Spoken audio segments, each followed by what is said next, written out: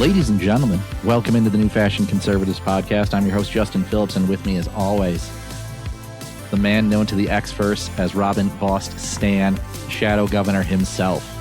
Robin Voss's strongest soldier. And we're excited for what we have coming up on the show, not just today, but for the next couple of months. We're locking in some great interviews for statewide candidates, Senate candidates, Assembly candidates are all coming up.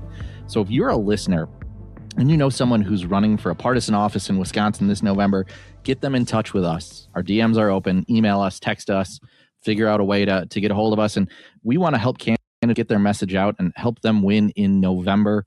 And with a lot of these races, our goal is not to pick a winner. So we want to offer every GOP candidate running a chance to tell you about themselves, why they're running. And that includes primaries. So if you're someone who's, again, if you're a listener and you're running for office, that's awesome. Let's get you on. But more importantly, today, we have to talk about Francesca Hong and the terrible, horrible, no good, very bad week. And that was the title of the piece I wrote for the Heartland Post this week. But I was going to title the episode of the pod that before I even wrote the piece. But she is being attacked from all sides, and we are here to pile on. Well, see, I find myself in a weird position right now. I feel myself in like this weird, like pushing the message, the Francesca message of she's the only viable candidate, you know, doing my classic as a lifelong Democrat. I believe Francesca Hong is the most viable candidate and the only one that can win in November. Therefore, we should elect her as the Democrat primary nominee.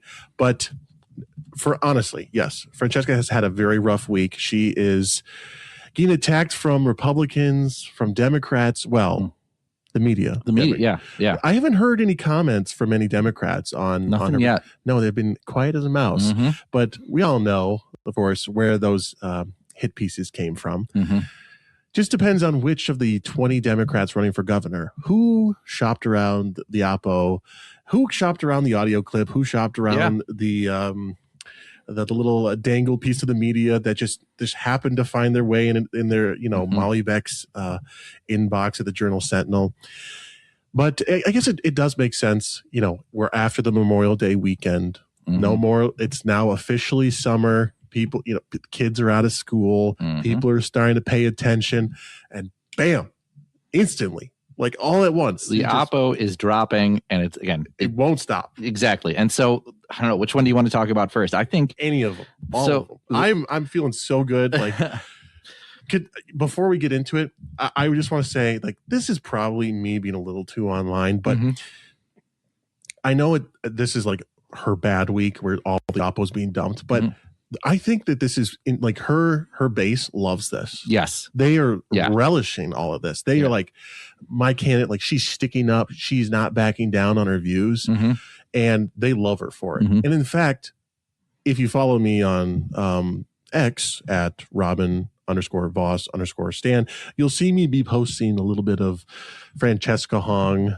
positive messaging, if you will. Mm-hmm. And I've had a sudden influx of Palestinian supporting accounts following me. So much so that I post, some little edits, little fun little things on the X-Verse. I'm now seeing Palestinian pro Francesca Hong accounts. They're stealing my videos and they're posting them. I did. Yeah, I saw one of those. Yes. They're stealing, which I'm like, first of all, I called the guy out. I was like, you're stealing my stuff. And he says, no, our stuff. Yeah. And he puts a little comment, Leninist. Put a picture of Lenin in there. Mm-hmm. And I said, you know what? Touche. Proceed to use. So I'm having a very interesting crossover appeal right now, where I'm having the Francesca people are apparently liking my content. So I don't know. It's been interesting. So this kind of like consolidate, like this strengthens her base. Yeah. Like they're more so emboldened than ever. Let's talk about that first. And I don't mean you adding a Palestinian flag to your Twitter bio. I might have to just because. So let's pivot a little and talk about, I think the thing that dropped on Friday, kind of late in the afternoon, and I was hinted at before, but a streamer named Hassan Piker. And if you don't know who he has defended Hamas. He's defended Hezbollah, downplayed the sexual assault and violence against the Jews on October 7th. He, says they deserved it. He said America deserved 9/11. He's a dog abuser. He is just a vile person. He's called for the killing of capitalists, which, I mean, yeah, take that as you will, Republicans by de facto.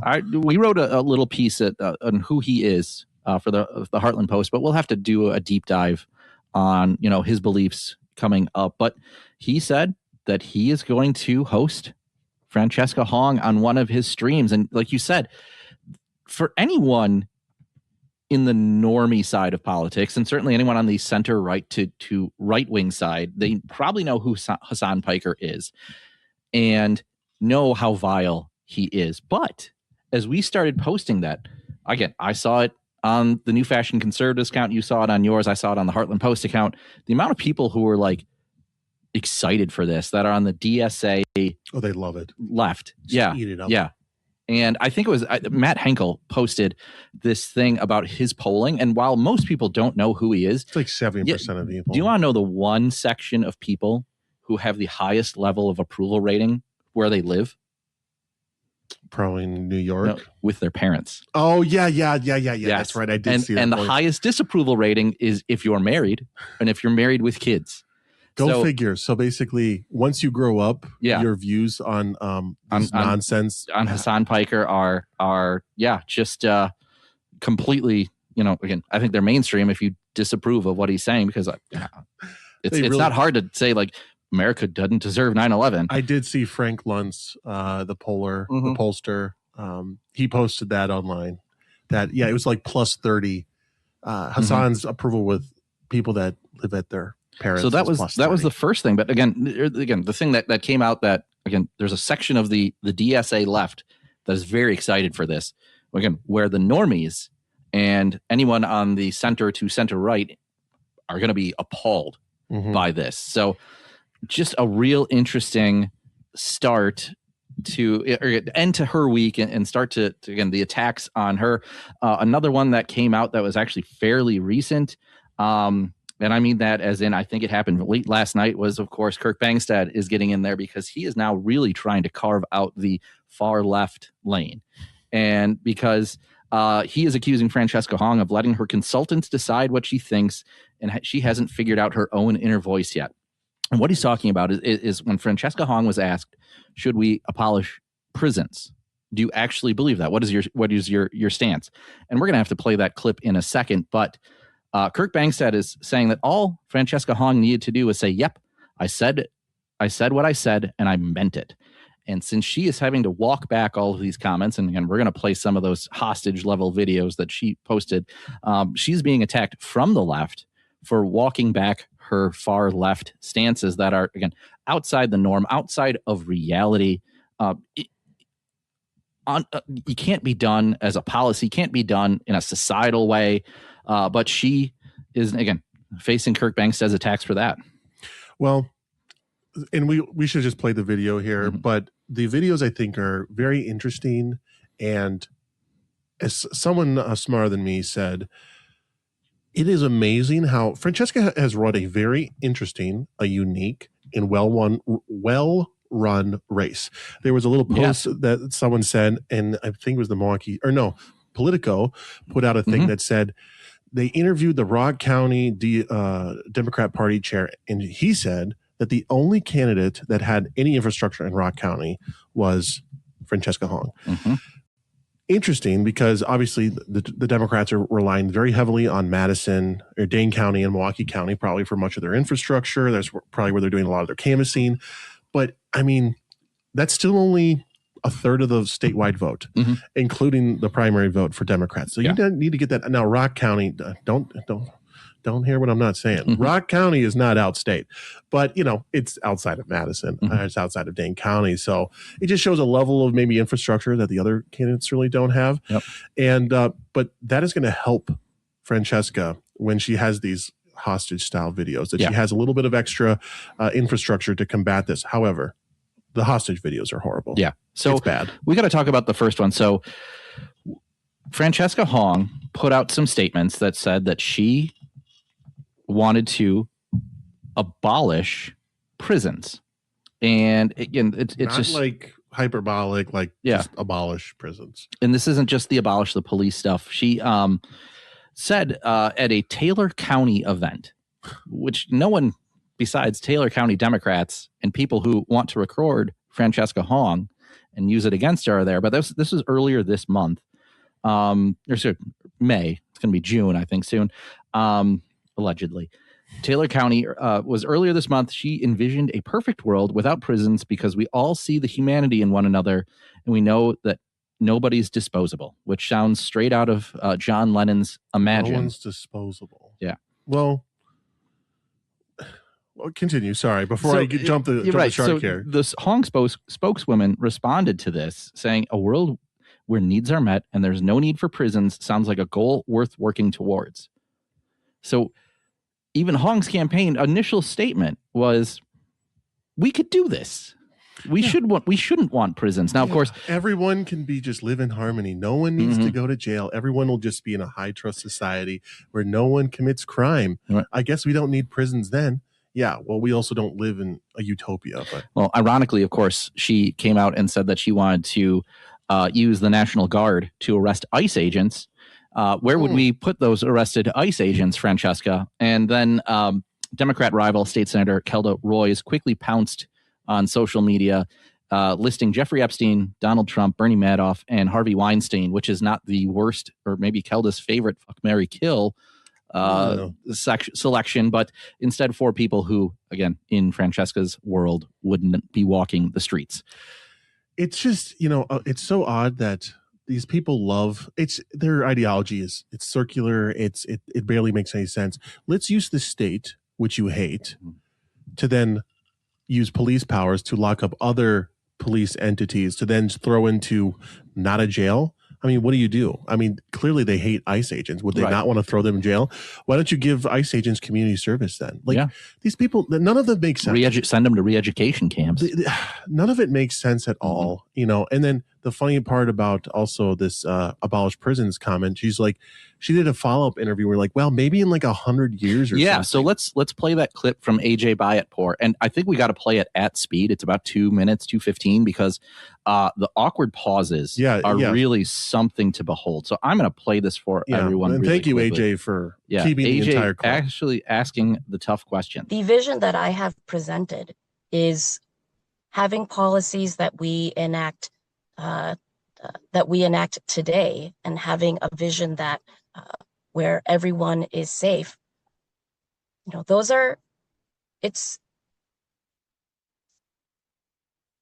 If someone would be accused of, I'm sorry, AJ, can you asked what should happen to them? If the system works as it should, if somebody is convicted of killing another person, if they're convicted of a repeat violent offense, repeat armed robberies, those kinds of things where there's reason to believe this person is a threat to society, should they be locked away in secure detention? There has to be accountability. I think if this were to happen, it is moving towards a world where we are investing in public safety is going to take time, and collaboration and building policies that we know will ensure that people's needs are met. If this were to happen tomorrow, there are laws in place and there has to be accountability for folks who commit crimes. Does accountability include incarceration and secure detention? Accountability. Are we talking, AJ? I think it's important that we put this in the context of under a Hong administration, correct? Is if this were to happen in the next 4, 8, 12 years, because correct. Yes. The thing about if this were to happen in, let's say, 100 years, and we are moving towards a world where more people have their basic needs met, and there is not the economic instability and stress of what people are going through right now.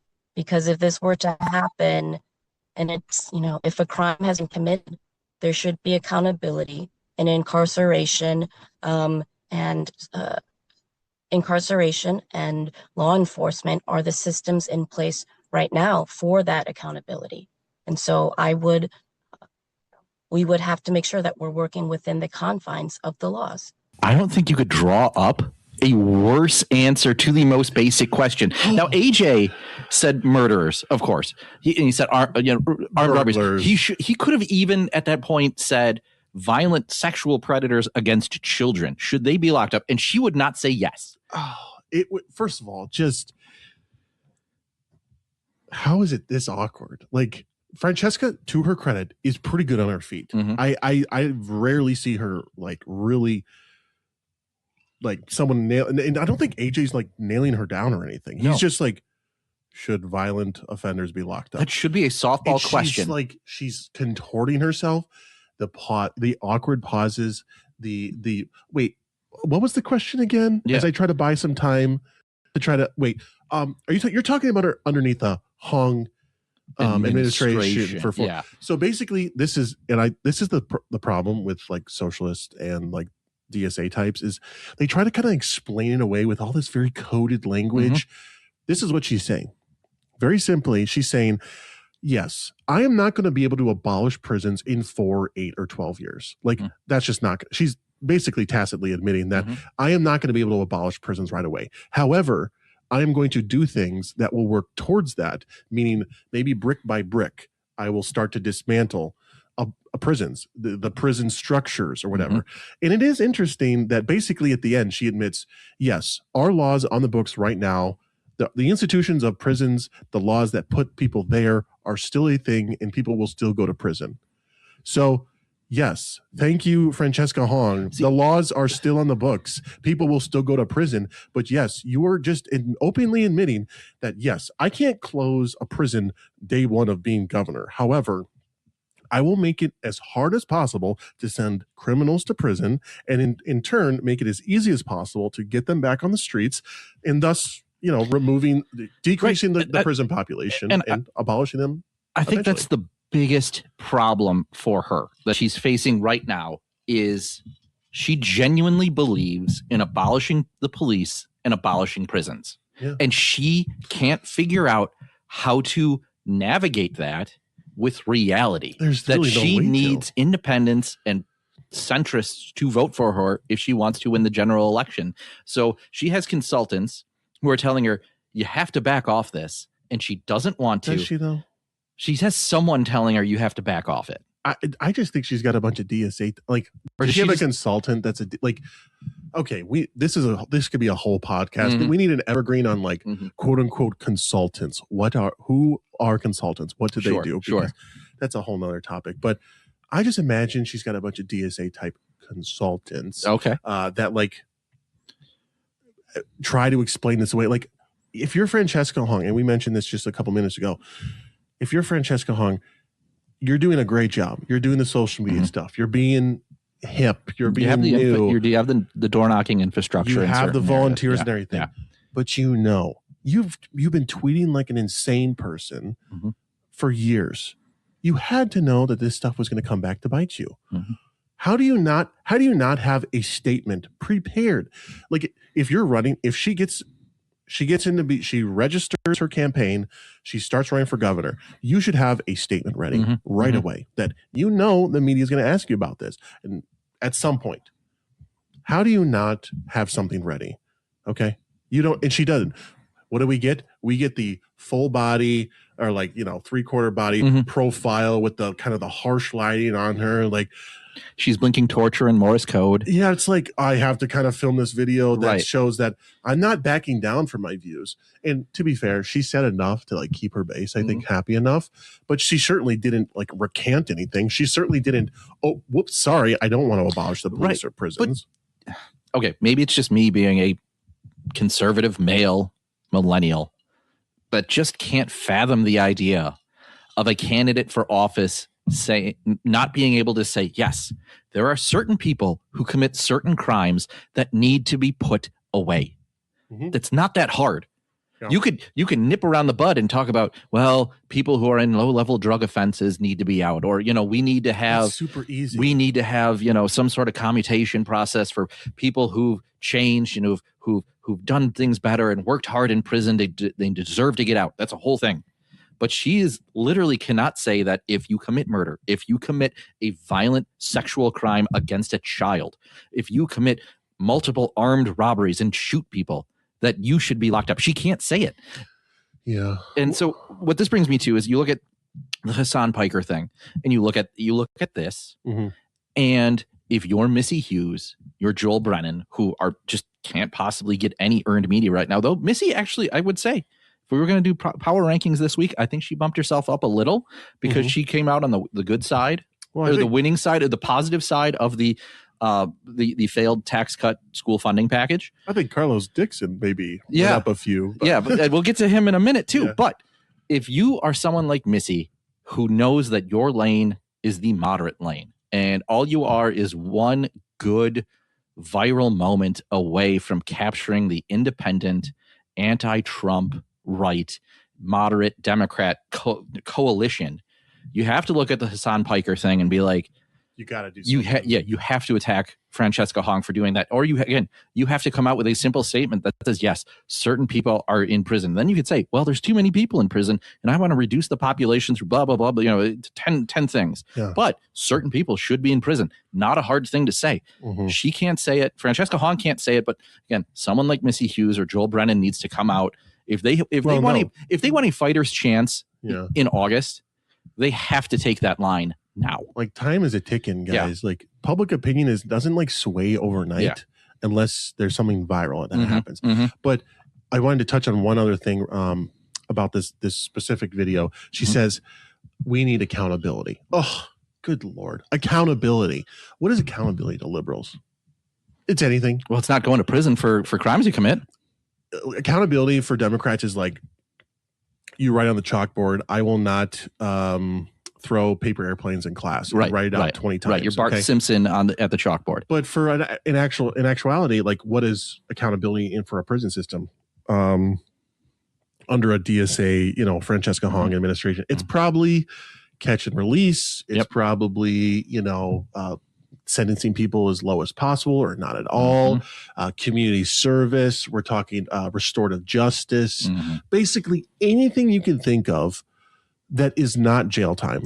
They will do. They'll, you want to get people out on bail, super low, no problem, or no bail at all. Just abolish that at all. There's a million things that accountability could be. So when she says accountability, all those nice normie voters like, oh yeah, I want criminals to be accountable. But her accountability is not the same. So, but full disclosure, love all this stuff that she's saying, because at this rate, we might not lose Ozaukee County at this rate. Right. If Francesca Hong's the nominee and we get to tell all the suburban moms in Mequon, Thiensville, Grafton, Port Washington that criminals are going to be on the streets with Francesca Hong, we might be okay. Yeah. So, no, you're right. You're right. It's certainly maybe not Scott Walker numbers, but we might be able to have a little suburban reversion. Yeah. I think, I can only dream. Right. Because again, she is too far outside the mainstream. She's too far left. And another thing that came up, now this was an exclusive to the Heartland Post. Francesca Hong the other day was caught. And this is kind of a rediscovered clip from October of 2025, where she talked about what would happen to ICE agents in the state. Now, we kind of hinted on this one. And this clip, again, is a little shorter. It's 47 seconds. There isn't quite that those mumbling pauses. So we're going to play this for you real quick and again, break it down for you. How important is it that we have a leader, especially with everything going on, that is going to stand up to Trump? Fighting for Wisconsin people, knowing that you have the responsibility to protect everyone. It's got to be done through both policy and communications and actions that set the tone. Like, if I don't want us to continue to rely on law enforcement, but if the National Guard has to be out here arresting ICE agents, like, that's, yeah, you have to meet state sanctioned violence with parts of the state sometimes. The question that she was faced was about public safety. And shout out to the guy who was doing this interview. Now, I know I don't have the best office space right now for my interviews. I'm going to change that up very soon, make sure it looks a bit better for everyone who watches on my interviews on the Heartland Post. So you get to see not just my smiling face, but the smiling faces of the candidates, and you'll see a nice little fun background. This guy was doing it from his bedroom and then asked Francesca Hong about, public safety. And she outright said, if we have to use the National Guard to arrest ICE agents. Now, we've talked about this, I think, a little before, but I just want to make it abundantly clear that this idea is an absolute pipe dream that is wildly unconstitutional under the Supremacy Clause and a gross abuse of state power. Not to say nothing about the fact that it sounds a little insurrection-y to me, and I'm sure Francesca Hong would eagerly say that she wants to jail anyone who entered the Capitol or was near Washington, D.C. on January 6th. She herself seems to be trying to institute a semi-violent insurrection with her National Guard if she was, again, governor. This is a literal constitutional crisis waiting to happen. Like having the sanctioned duties of the state versus like the federal at each other's throats. Like this is not how a quote unquote democracy works. Okay. You might not like what ICE is doing, but what ICE is doing, there are very specific laws about like administrative warrants, judicial warrants, and all that stuff.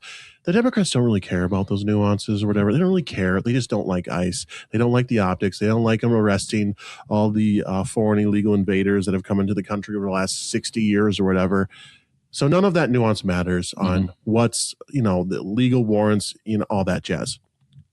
But the fact that Francesca Hong is just simply implying that she would do, like, she can't do this. That's not an implication. That's a statement. Well, of fact. Yeah, you're right. Yeah, let me not be so cagey. Yeah, it's not an implication. She's just saying, yeah, we should do this. This is like, yeah, I would do this. And I don't know politically, like this doesn't like you were easily the most far left candidate already. You've got that base. You're not going to be able to do this. Like no National Guard is actually going to do this. Like they're not going to do this, period. So you gain nothing, but you get all the political hurt in the world.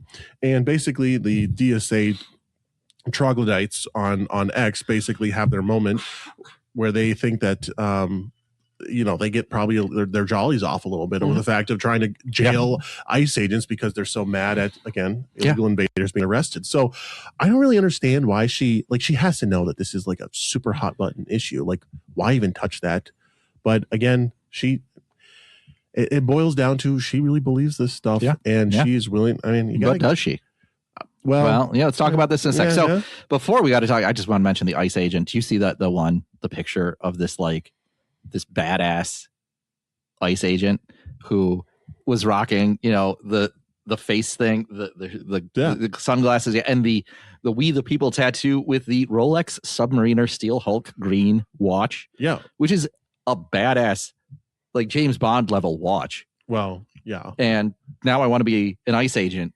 If I can afford a watch like that on an ICE agent, man, woof. We don't have video on, but I'm just showing Justin that I made that picture of the background of my phone. No big deal. Love it. It is a epic photo. And who says that the ICE agents aren't getting those bonuses? Because I don't know how much that watch is, but I think it's pretty pricey. $20,000. 20 G's. 20 G's. Yeah. My man blew like half of the bonus just on one watch. And absolutely flexing. Yeah. The aura, insane. But so after this came out, and again, it's just been a pile on of Francesca Hong. So that video from the Heartland Post, actually her words, came out on the 20th. The same day, she had to put out a video.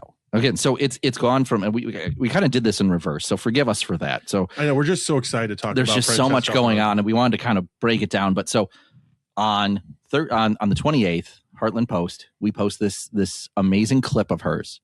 She puts out a hostage video. We're going to play that for you in a sec. You got to see it. It's on at Francesca Hong WI, her X account, and then the day later, the the abolish the police thing or abolish prisons thing comes out, and that's on top of then that gets piled on by AJ Byatt-Poor. Molly Beck even gets in there. We should have probably started with the timeline first. Yeah. Forgive us for just being so excited and wanting to get this. It's been out. a busy week. Yeah. Okay. Yeah. So she put out this week. Now, of course, me being the old head of Wisconsin politics or just politics in general, do you remember 2010? It was this. You remember? Yeah, I remember 2010. It was 6 years ago. Yeah. Right. Yeah. So 2010, the Tea Party movement did a lot of great work across the country. There was this groundswell. I don't need to go into the depth of it, but in a state like Wisconsin, the Tea Party and Republican Party worked hand in hand to get a lot of, Scott Walker and Rebecca Clayfish and others elected getting into office. Now, not every state was like that.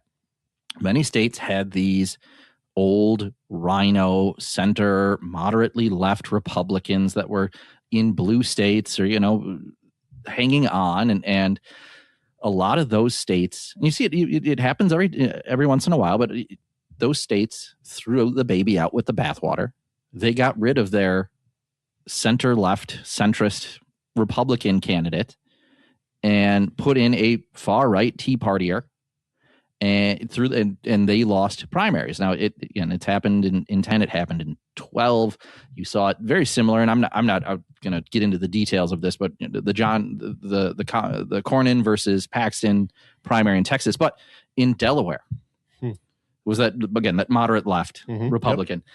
Gal comes out, tries to primary that senator. I forget his name, but her name is Christine O'Donnell. Do you remember? Yes. She put out it's a long walk to a very short announcement, but she put out this clip that she was not a witch because someone had asked. She had said at one point she dabbled in Wicca and whatever witchcraft, whatever was popular with the alt kids in high school in 2003. And Francesca Hong's comments here in this video that we're going to play for you sound so similar to that. And so her clip was the X post that went along with it says, since many have been asking, when I'm governor, there's no way I'm going to cut public safety. I'm going to deliver it. Let's talk about public safety.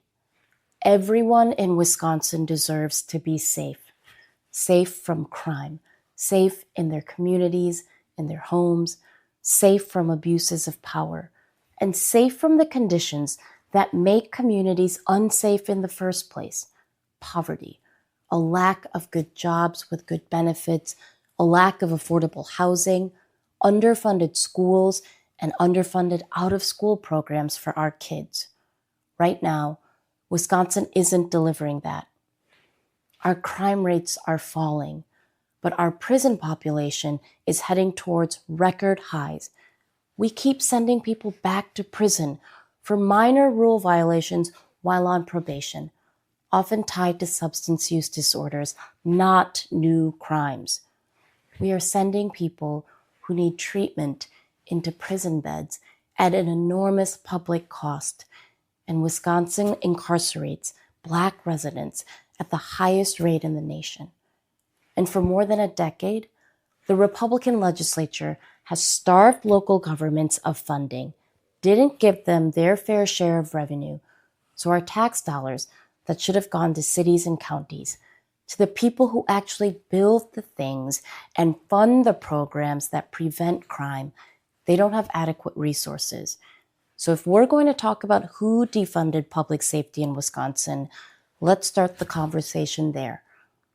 Now, some cities in our state spend more than half their budgets on police, on tanks, drones, as if military equipment and flock cameras can solve the problems that closed schools, the problems that created affordable housing crises. Well, they can't. I don't like crime. I don't like unsafe streets. I don't like when someone in law enforcement abuses their power. And there's no way I'm going to cut public safety. I want to deliver it. That means investing in what the evidence shows prevents crime. Affordable housing for everyone, mental health care, addiction treatment resources, good jobs with good benefits, and fully funded public schools. That's not soft on crime. That's serious about safety. There's a couple things. You have to watch the video itself because her hand movements somewhere go between the Clinton thumb and Ricky Bobby. I don't know what to do with my hands right now. Yeah. Now, of course. Also, the lighting was a little weird. Well, and like it was like a little bit of a longer shot. Yeah. So I don't know. It's just kind of odd. Well, and she's also wearing professional clothing, which is something she never does. And it isn't until like 2 minutes and 20 seconds in that she must have caught the person off screen telling her to smile, because we said it looks like a hostage video because it looks like a hostage video. She looks like she is being forced to say this against her will because she knows that her prior statements are too far outside the mainstream, too far Well, removed she from doesn't know that. Yeah. Her consultants are telling Yeah. her to do Yeah. it, even though she doesn't really want to. Right. I got no impression from that video that she felt like she needed to say or wanted to say what she said. And again, this is not like, I know we've kind of framed this as a walk back, but like, it's not really a walk back. It's just mainly just, It's damage control. here's a bunch of words. I'm not really, I'm not gonna cut public safety. I'm gonna deliver it. Like, And then she comes out the next day and I want to abolish the prisons. it's like, yeah, it kind of rings hollow when Yeah. basically you can't say that we need to lock up Right. repeat of like violent offenders. Like Juxtapose the AJ Byatt poor clip with that against that one. Ugh. How long did she have to rehearse that? How well written was it for her that she could just, how many cue cards did she go through to get that correct, but then spend 2 minutes completely spinning her wheels? And again, you listen to that clip, you think the computer, your internet drops out because of how long those pauses are.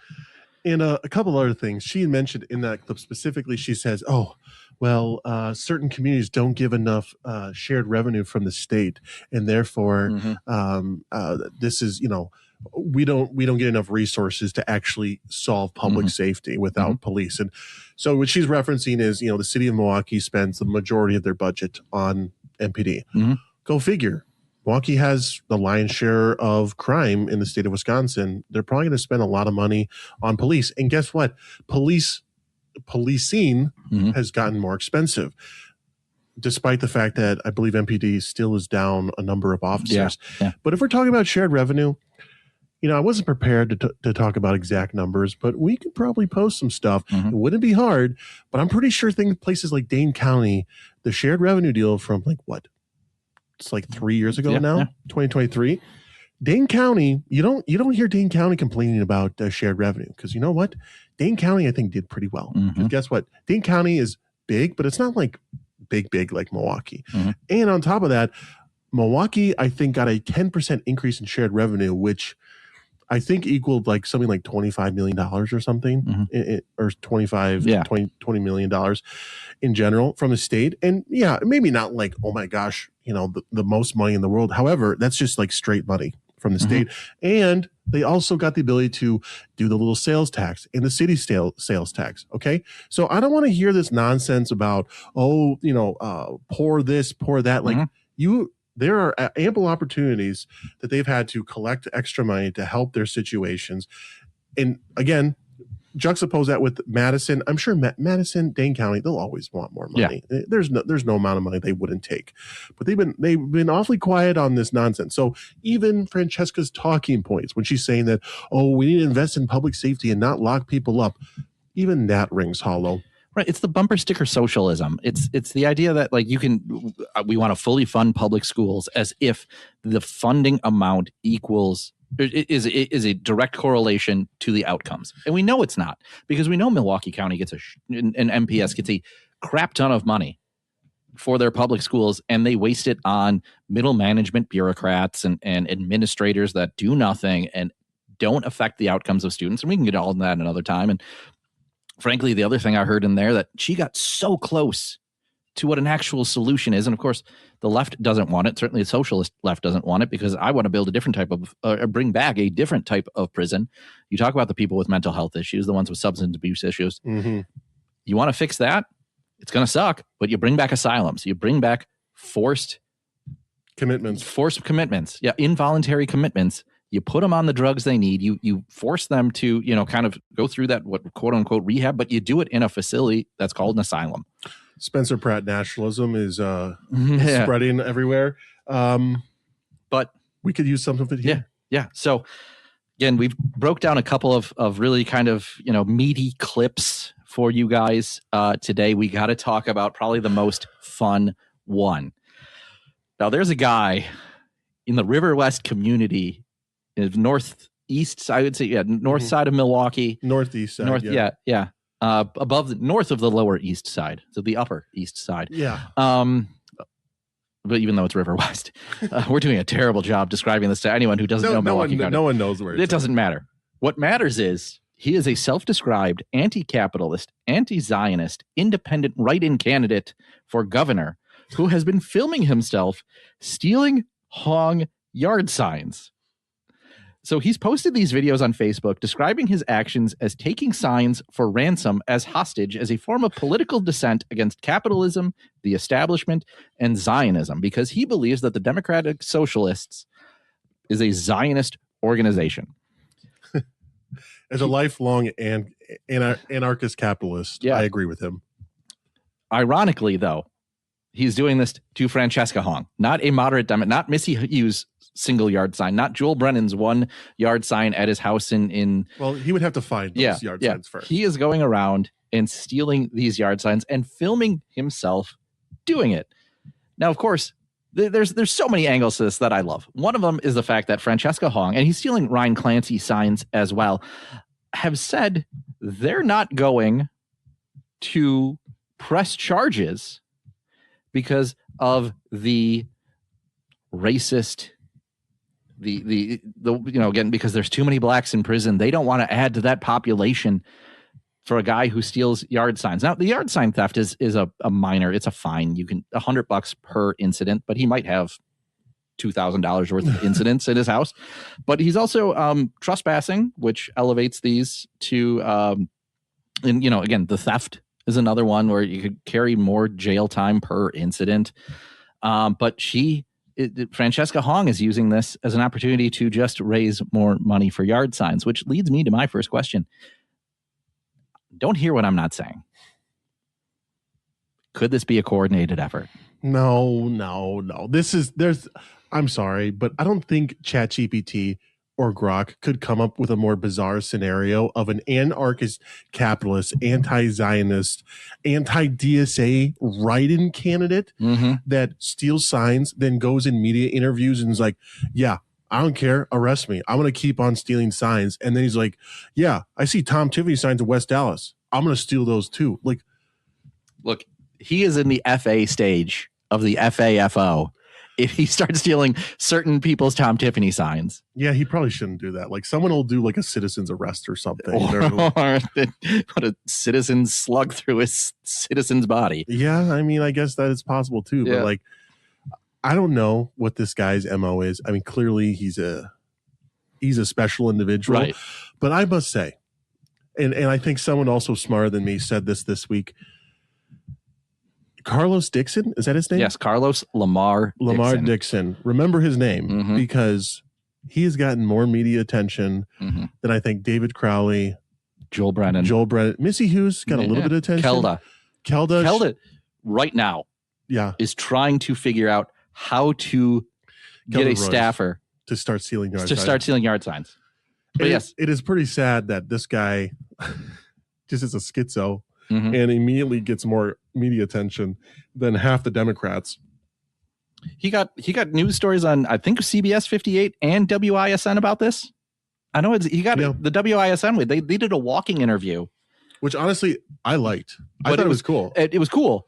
And then you find out it's right in front of the police station. Yeah, it's like, can we just arrest this guy right now? Yeah. But I know there were some conservatives that were saying that, like, oh, we shouldn't be platforming this. And that's fine. Like, I don't mind. But I honestly just think it's funny. Yeah. I just thought it was. Yeah. You have to get this guy. A little brevity, I would love to read his manifesto. Well, one day. Full disclosure, I hope he gets arrested. Yeah. Like, come on. Again, he's in the FA stage. The FO stage is coming. But the woman who's on X at Wonder for Woman 70, friend of the show, friend of ours, was skeptical of this. Don't hear what I'm not saying, but if I wanted to gin up some earned media for my candidate, 100% would go out and deface or steal my candidate's yard signs. Like Kelda's trying to figure out the best, swear word or the best, derogatory word towards women that can be sprayed on her signs that sounds believable. She's going to end up with like a swastika and everyone's going to be like, nah, you did that to yourself.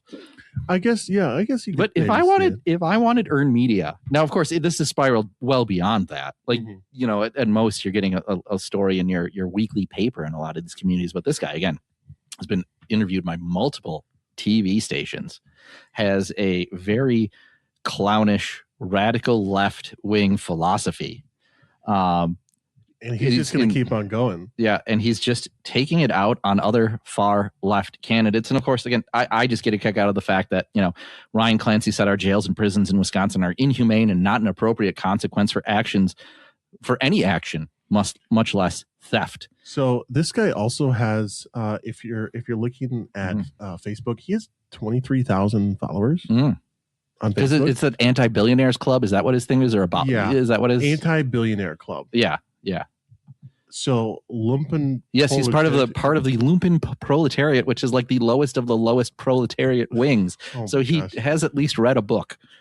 So yeah, he knows he's got a little bit of knowledge. So and he's running for office. So as a podcast that interviews political candidates, I guess should we interview Carlos Lamar Dixon? Probably not. But it would be entertaining at the very least. Yeah. So again, an odd one. I got nothing more. Yeah. Just kind of funny. You just have to just go online, look up the WISN video, look up Carlos Dixon. You won't. It's on our. You won't be retweeted it. It's on the Heartland Post. There are a million. Yes, there are a million. There are a million links. You'll be able to find it. So I do want to pivot though here and talk a little bit. We're still going to talk about Francesca Hong, but I do want to talk a little bit about Tom Tiffany. And one thing I've noticed, and again, this is vibes. This isn't like any sort of substantial or measurable thing. He's doing really well. Yeah. Like I see a lot of pictures from his events, his meet and greets, his down in Union Grove for one. See these things. He's just going out to communities and he's drawing a crowd that strikes me as like a 2010 crowd. Like Tim Michaels couldn't draw these crowds. It's very early. Yeah. And it's early and there's people are this interested. I know. I feel heartened by seeing the fantastic crowd size for this time of year. But big crowd size. Yeah. We do got to talk about the Panikins for a second, who right now it's nomination signature time. So every candidate for office in the state of Wisconsin and, for partisan office right now has to turn in a certain number of nomination signatures to get on the ballot. That's between 200 and 400 for assembly, 400, 800 for state Senate. I think it's 1,000 or 2,000 for Congress, and it's 2,000 to 4,000 for statewide. So genuinely low numbers. But people start to see what's going on and they freak out about the littlest things. And I want to tell you why you don't need to panic about those. First is it doesn't matter really what day you turn the nomination signatures on, whether it's the first or the last. Now, Tom Tiffany turned his in towards the end. Now, my guess is he wanted to get a signature from all 72 counties, and some of those counties have a small population and a small conservative population, Menominee County. And so I think maybe they take a little time. And of course, if you're Tom Tiffany, you want to turn in the maximum number, but also make sure that you've got every box checked and every one of them is accurate. But then there's people who say, hey, I'm trying to get a couple more signatures for my friend who's running for office. And then people light their hair on fire thinking, well, there's only 72 hours left. And if he doesn't have the nomination signatures by now, we need to panic. And reality is these candidates, most of them, if not all of them, have the bare minimum, if not close to the maximum, but they want to get those extra ones just to assure that they're in there. So when you see someone panicking about again, nomination signatures or saying, well, it's not a good sign that Tom Tiffany only turned in 3,918 as opposed to 4,000. Don't buy the bullshit.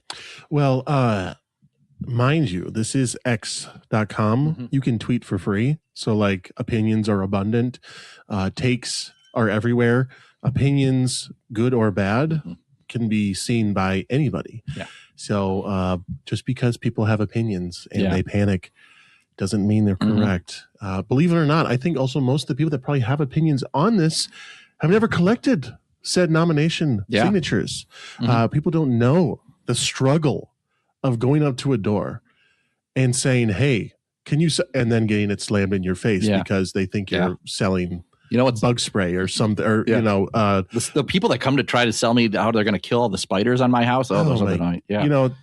Trust me. Yeah. That's the actual solicitors. Yeah. And not to, slam those people, like, that's a thankless job as well. But getting signatures, it is a slog. However, just because someone is saying like, hey, we have some, we want to get some more signatures here at the end, doesn't mean they're in trouble. Okay. It's fairly, 1,000, I believe it's 1,000 for statewide. No, 2,000. 2,000. This is the minimum, which, by the way, we didn't talk about it today. I'm going to be writing about it on the Heartland Post. Kirk Bangstad has allegedly gotten over 2,000 signatures. Allegedly. He says he's got them. Now, I don't know if he's fixed all of the things we've called out that is wrong with his nomination page, which could strike 100% of his signatures. But he did post that he has over 2,000. Wow. Yeah. I'm a little impressed. We'll see if they're legit. I'm sure the Democrat Party will be combing over those signatures with a fine-tooth comb. Yeah. Probably, if he's at all close, like he's, 2,100, 200. You call 200 people and you say, did you sign this? Yeah. You spot check it. But, if you have more than 10%, maybe 25% above the minimum, you're probably good. Now, the other thing I do want to point out is if you go onto the Wisconsin Election Commission's website, you could see how many signatures people have turned in, but that doesn't actually account for the amount of signatures people have turned in. So WEC will collect the first 400, say for assembly seat, 400 signatures. They'll go through them and they'll strike ones from those 400. So you could see someone with 350 signatures because, someone dated it wrong or whatever. Now, you could turn in an extra 50, 100, whatever number of signatures. They're not going to supplement the struck signatures unless you dip below the threshold. So you said, oh, well, this person only turned in 219 signatures. Well, maybe they did that on March 18th, and in the past 12 to 13 days, they've gone out and got an extra 100. Well, WEC's actually not going to list those extra 100 as collected, again, unless there's challenges that drop them below. So again, when you're thinking about nominations, now I'm saying this as someone who has run multiple campaigns, and the one thing I am freaking out about every time is nomination signatures. I may have said this on the pod before, but in all of the campaigns I've been a part of, the one thing I sweat is nomination signatures. I think about right now who I would need if I was to run for office, who I could get nomination signatures. It's a sickness that I have. But is the one worry. I would lose sleep knowing I was only turning in 210 signatures if I need to turn in 400. Well, first of all, maybe you should never be turning in 210 signatures, but I don't know. Yeah. I don't know anything about that. So we'll just, put that should be for another day. The main thing should be, though,